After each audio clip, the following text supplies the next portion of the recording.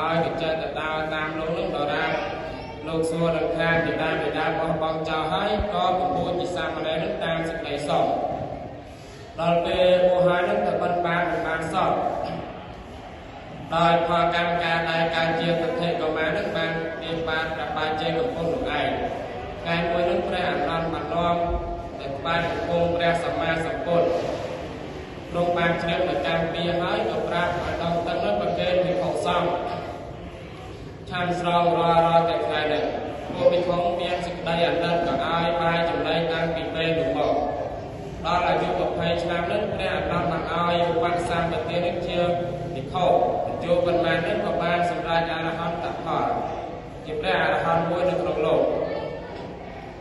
ដល់ការខាងក្រោយមកលោកបាននាំភិក្ខុ12រូបនេះទៅធ្វើសាមណធម៌នៅលើកំពូលភ្នំវិសាវិស័យ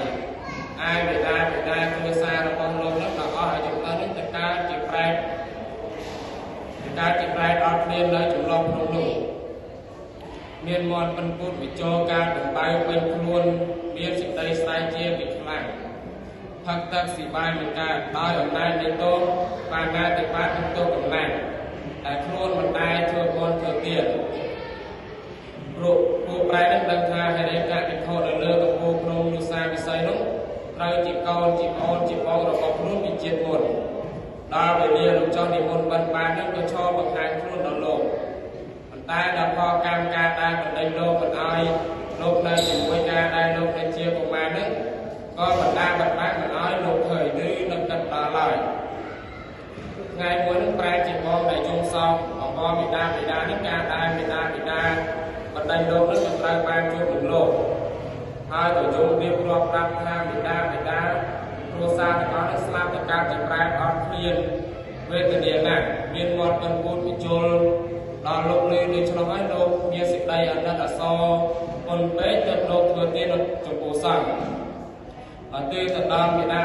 នឹងមកប្រុសរបស់លោកប៉ុន្តែផលនោះបានត្រឹមតែបែរជាបងប្រុសបណ្ដោះ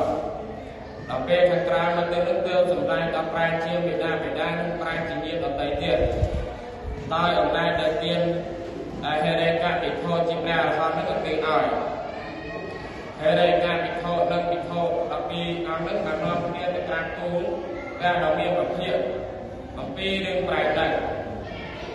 ព្រះដ៏មានពភាកនោះទ្រង់បានប្រជុំពុទ្ធបរិស័ទហើយសម្ដែងពធទេសនាប្ររពរឿងប្រែទាំងមកទីបំផុតនោះទ្រង់បានប្រកាសអរិយសច្ចៈ4មនុស្សទេវតាទាំងឡាយនោះក៏បានសម្រេចមគ្គផលតាមវិស័យនៃខ្លួន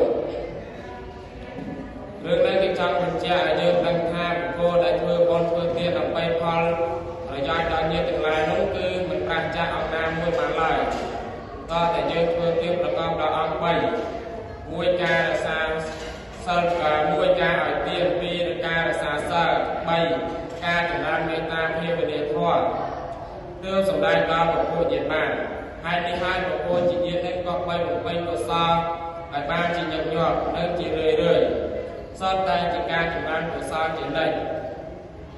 ព្រោះថាបុគ្គលដែលបានធ្វើបុណ្យធ្វើទានជាញឹកញាប់នោះរមែងខ្លាយ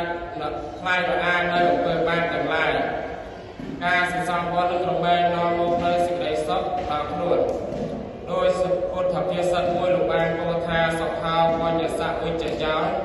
ការសន្សំបុណ្យរមែងនាំមកនៅសេចក្តីសុខសាធុ